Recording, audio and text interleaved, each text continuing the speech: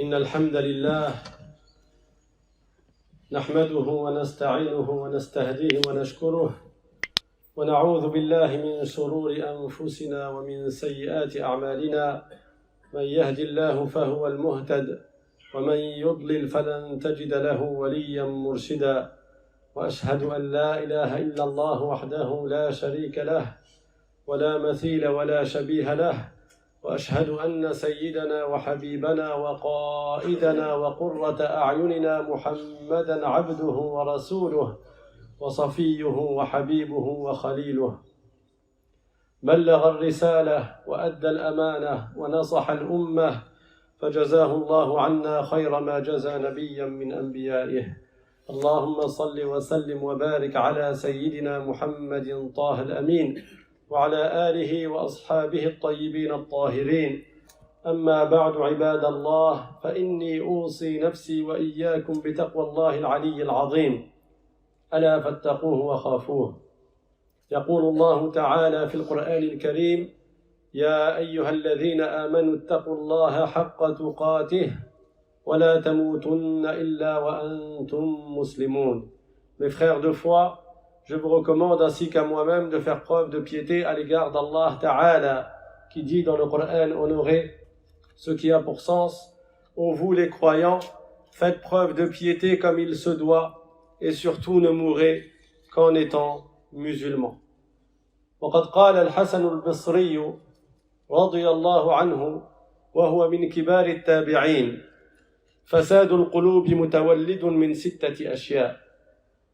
Al-Hassan al-Basri, qui fait partie des grands successeurs, il a dit une fois, il y a 6 choses qui mènent les cœurs à leur perte.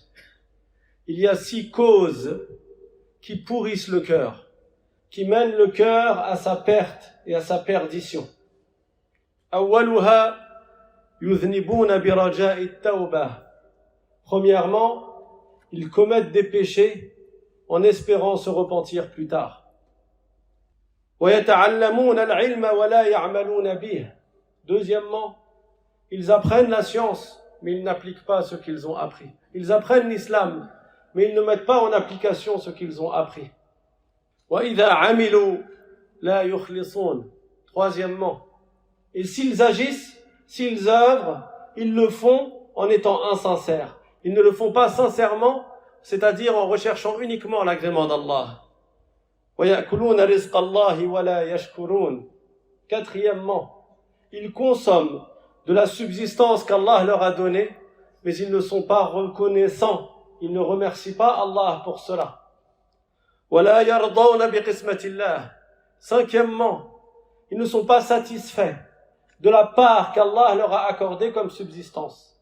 Le partage qu'Allah a fait au niveau des subsistances pour les créatures, eux n'en sont pas satisfaits, parce qu'ils veulent plus que ce qu'Allah Ta'ala leur a donné. وَيَدْفِنُونَ مَوْتَاهُمْ وَلَا يَعْتَبِرُونَ. Sixièmement, et ils enterrent leurs morts, mais ils n'en tirent pas des leçons. سنرجع إلى هذا الكلام نقطة نقطة. Inch'Allah, on va reprendre chacun de ces 6 points un par un. قال الحسن البصري رحمه الله. Donc Al-Hassan al-Basri رحمه الله a dit فساد القلوب متولد من 6 أشياء. Il y a 6 choses qui mènent les cœurs à leur perte. Ça veut dire le cœur il est fini. Et vous vous rappelez du hadith du prophète sallallahu alayhi wa sallam ألا إن في الجسد مضغة إذا صلحت صلح الجسد كله وإذا فسدت فسد الجسد كله. Le prophète sallallahu alayhi wa sallam a dit il y a un morceau de chair dans le corps humain. S'il est sain, alors tout le reste du corps va être sain. Et s'il est pourri, s'il est corrompu, s'il est malsain, s'il est mauvais, alors tout le reste du corps sera mauvais. C'est ça, fasad al-qulub. Le prophète a dit وَإِذَا فَسَدَتْ فَسَدَ الْجَسَدُ كُلُّهُ. Si le cœur est pourri, tout le reste du corps va être pourri, va être mauvais. أَلَا وَهِيَ الْقَلْبِ. Le prophète sallallahu alayhi wa sallam dans le hadith, il a dit ce morceau de chair, c'est le cœur. Donc si le cœur est bon, le reste du corps sera bon. Si le cœur est mauvais, les autres organes vont suivre, parce qu'ils obéissent au cœur. Quelles sont les 6 causes qui mènent le cœur à cet état-là? Ce sont celles que nous allons voir en résumé, incha'Allah ta'ala. Awwaluha, première cause, yudhnibuna bi raja'i tawbah. Ils commettent des péchés, ces gens-là, en espérant se repentir plus tard. C'est-à-dire que délibérément, volontairement, ils savent que c'est haram ce qu'ils font. Ils savent qu'ils n'ont pas à le faire, ils savent qu'ils ne sont pas sur le droit chemin. Mais ils disent, plus tard, incha'Allah, j'attends qu'Allah me guide. L'imam al-Akhdari, al-Maliki, al-Ash'ari, rahimahullah ta'ala, dans l'introduction de son livre, il nous met en garde contre cela. Son livre qui est étudié pour les débutants, c'est un livre pour les débutants. Tous ceux qui veulent apprendre la science, le fiqh malikite, ils commencent en général par al-Akhdari. C'est vraiment un livre pour débutants.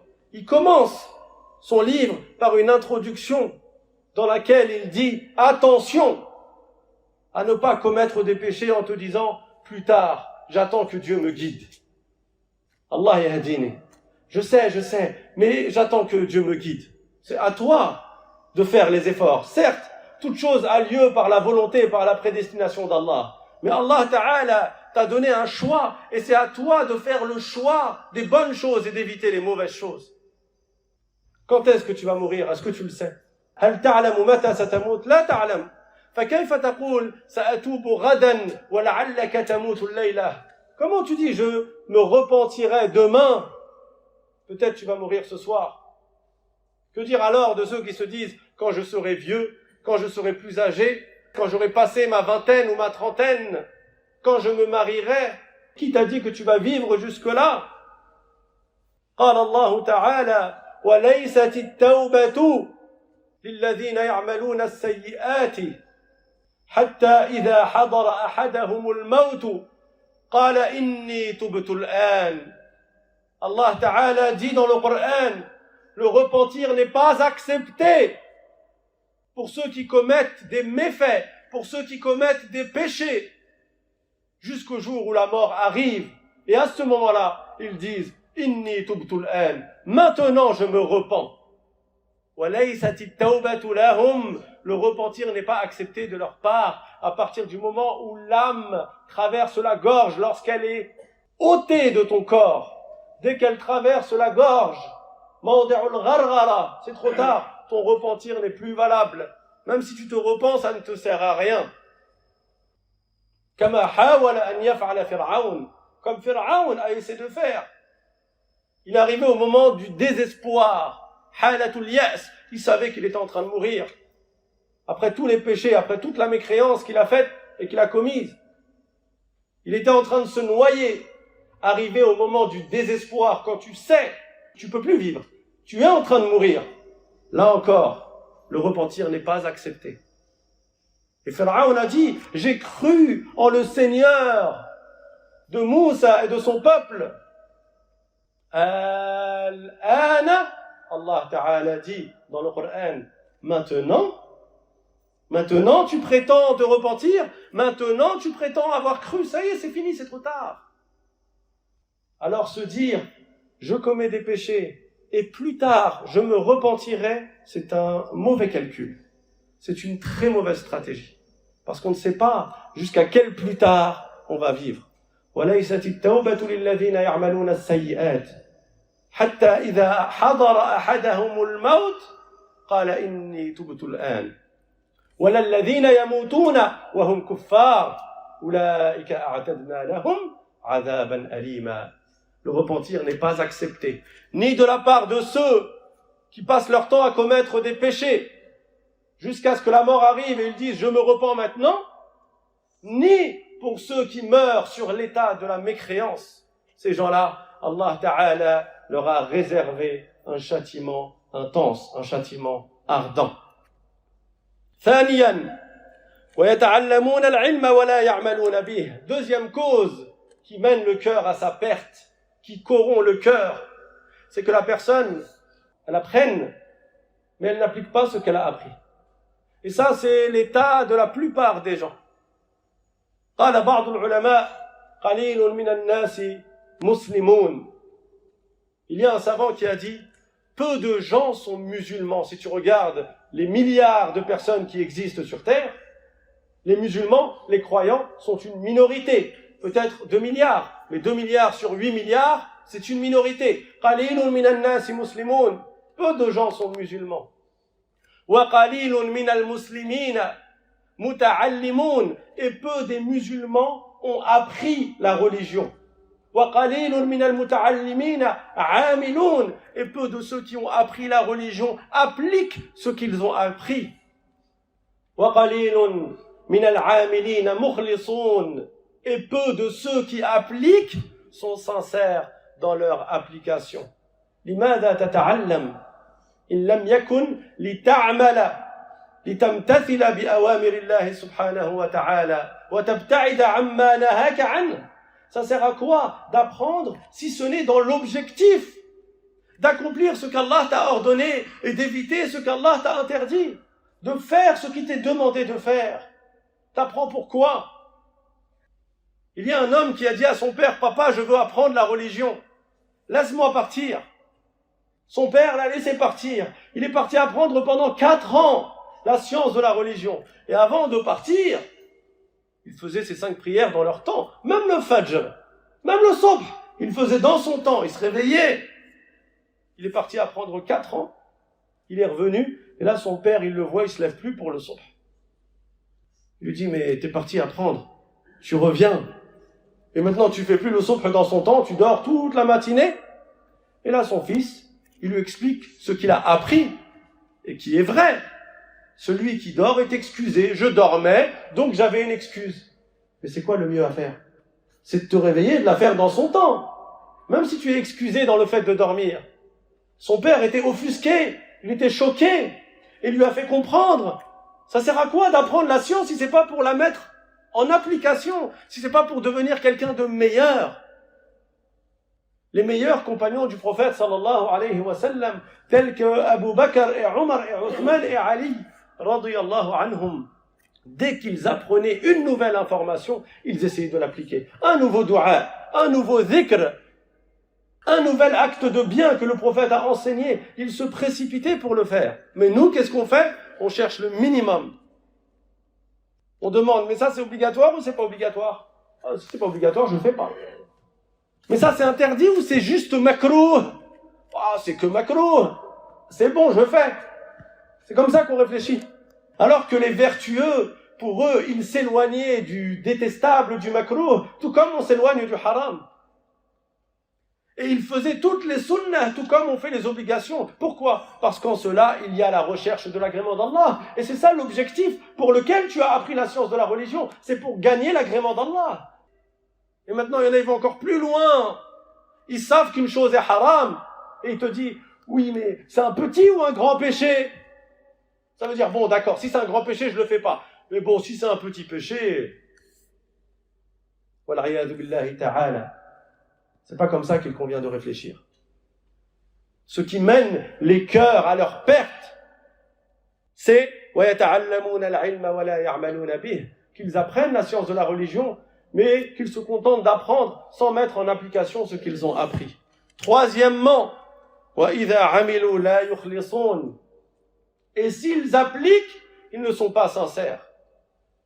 Et c'est également le cas de la majorité des gens. قال الله تعالى فمن كان يرجو لقاء ربه فليعمل عملا صالحا ولا يشرك بعبادة ربه أحدا. Dans le dernier verset de Sourate Al-Kahf, Allah Ta'ala dit dans le sens que celui qui cherche à gagner l'agrément d'Allah Ta'ala, il cherche à obtenir les hauts degrés au moment de sa mort, à être sur un bon état, l'état des vertueux. فليعمل عملا صالحا, alors qu'il fasse bonne œuvre, bonne action.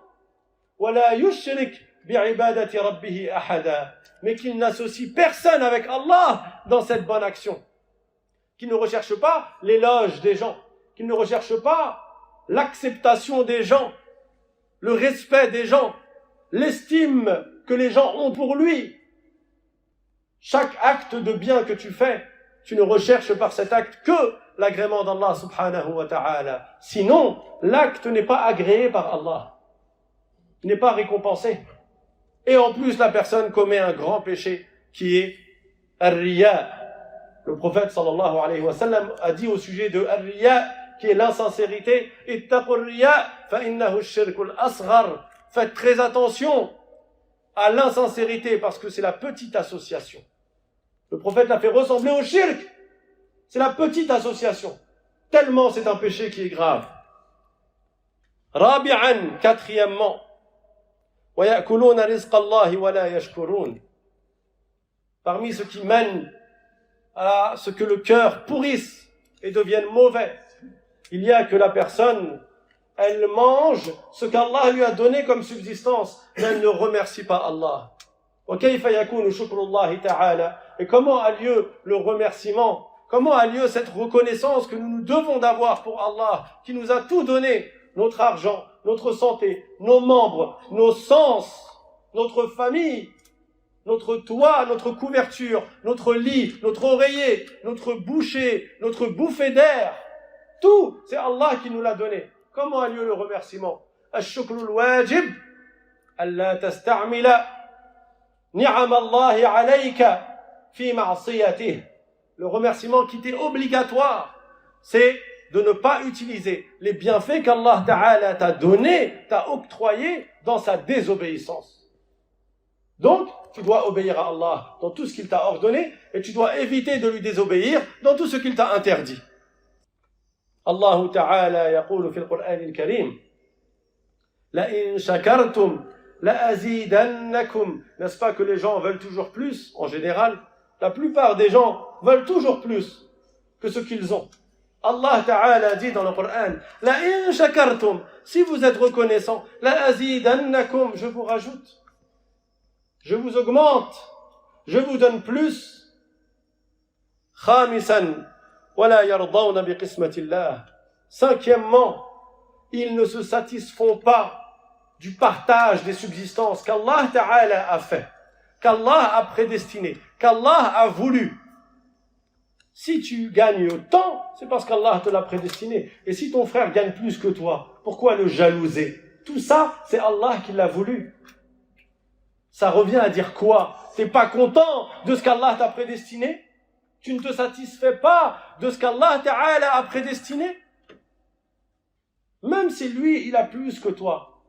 Il a une plus belle maison, il a une plus grande maison, il a réussi là où tu as raté, il a réussi des diplômes que tu as ratés alors que tu te sens plus intelligent que lui.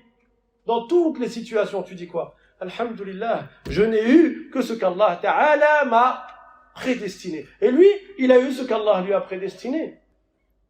قُلْ لَنْ يُصِيبَنَا إِلَّا مَا كَتَبَ اللَّهُ لَنَا. N'est-ce pas qu'Allah dit dans le Coran, dis, c'est-à-dire dis-leur, ô Muhammad, ne nous arrivera que ce qu'Allah Ta'ala a voulu. لَنْ يُصِيبَنَا إِلَّا مَا كَتَبَ اللَّهُ لَنَا. Ne nous arrivera que ce qu'Allah nous a prédestiné, ni plus, ni moins. Donc tu n'auras pas 1 euro de plus, ni 1 euro de moins que ce qui est déjà écrit sur la table préservée. Alors pourquoi s'offusquer? Pourquoi se plaindre? Pourquoi ne pas être content? Pourquoi être jaloux? Pourquoi être envieux? Si on se rappelle qu'Allah Ta'ala a prédestiné toutes choses et que c'est lui qui a fait le partage des subsistances. Sadisan wa yadfinuna mawtahum wa la ya'tabirun. Sixièmement, parmi ce qui mène à ce que les cœurs aillent à leur perte, il y a que les gens enterrent leurs morts, mais ils ne tirent pas leçon de la mort de leurs proches. A-t-on vu quelqu'un qui a vécu des milliers et des milliers d'années? Certains savants ont dit Al-Khadir alayhi salam est encore vivant. Certains savants ont dit cela. Mais nous, de nos propres yeux, dans notre entourage, dans notre famille, avons-nous un ancêtre qui est né il y a 300 ans, 500 ans, 700 ans, qui est encore vivant? Non. N'est-ce pas là une leçon pour nous? N'est-ce pas là un rappel pour nous, quand on voit tous les autres mourir autour de nous, que notre tour va arriver? Que ce monde, il va se terminer pour nous. Alors pourquoi vivre comme si on allait rester éternellement ici-bas? Pourquoi courir pour gagner des choses que de toute manière on va laisser, on va partir avec un linceul? يدفنون أمواتهم ولا يعتبرون.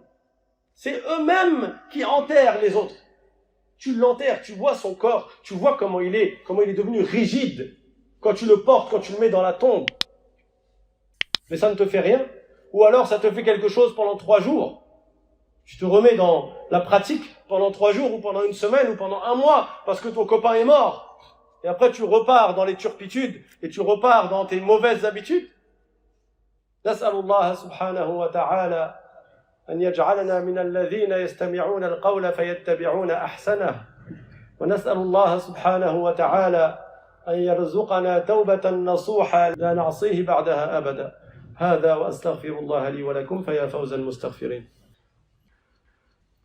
الحمد لله رب العالمين وصلى الله وسلم على سيدنا محمد وعلى آله وصحبه الطيبين الطاهرين. أما بعد عباد الله فإني أوصي نفسي وإياكم بتقوى الله العلي العظيم. واعلموا عباد الله أن الله أمركم بأمر عظيم، أمركم بالصلاة والسلام على نبيه الكريم، فقال في القرآن الكريم: إن الله وملائكته يصلون على النبي يا أيها الذين آمنوا صلوا عليه وسلموا تسليما. اللهم صل على سيدنا محمد وعلى آل سيدنا محمد كما صليت على سيدنا إبراهيم وعلى آل سيدنا إبراهيم وبارك على سيدنا محمد وعلى آل سيدنا محمد كما باركت على سيدنا إبراهيم وعلى آل سيدنا إبراهيم في العالمين إنك حميد مجيد. اللهم إنا دعوناك فاستجب لنا دعاءنا، فاغفر اللهم لنا ذنوبنا وإسرافنا في أمرنا وكفر عنا سيئاتنا وتوفنا وأنت راض عنا يا رب العالمين. اللهم اجعلنا هداة مهتدين غير ضالين ولا مضلين. اللهم اقسم لنا من خشيتك ما تحول به بيننا وبين معاصيك، ومن طاعتك ما تبلغنا به جنتك، ومن اليقين ما تهون به علينا مصائب الدنيا. اللهم متعنا بأسماعنا وأبصارنا وقوتنا ما أحييتنا، واجعله الوارث منا، واجعل ثأرنا على من ظلمنا. اللهم لا تجعل مصيبتنا في ديننا، ولا تجعل الدنيا أكبر همنا ولا مبلغ علمنا.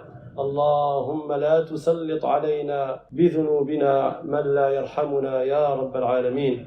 اللهم ارحم إخواننا في فلسطين. اللهم يا أكرم الأكرمين، يا قوي يا عزيز، أعنهم يا رب العالمين. اللهم أعن إخواننا في فلسطين، اللهم أعنهم يا رب العالمين. اللهم كن لهم معينا ونصيرا يا أكرم الأكرمين، وفرج عنهم ما هم فيه يا رب العالمين. وآخر دعوانا أن الحمد لله رب العالمين، وأقم الصلاة.